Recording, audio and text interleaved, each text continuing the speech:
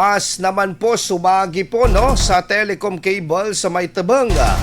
Nakalaylay po na kable, nakaabala sa daloy ng trapiko. Para sa detalye ng balitang yan, nagbabalik si Idol Kate Dispo. 104.7 IFM Report. Isa ang Barangay Tabang sa mga alternatibong ruta mula Dagupan City patungong Kalasyaw, lalo na ngayong patuloy na nararanasan ang epekto ng habagat na nagdudulot ng pagbaha sa ilang pangunahing kalsada sa downtown area ng lungsod.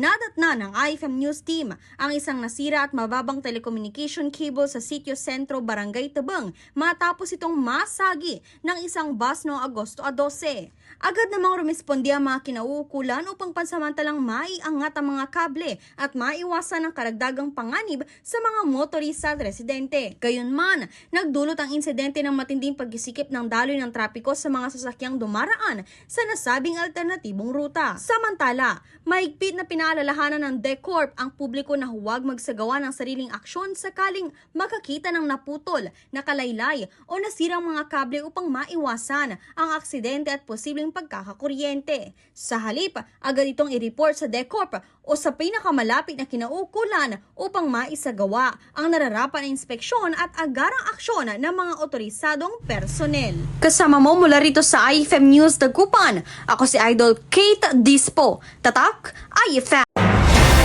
IFM News. IFM News. IFM News.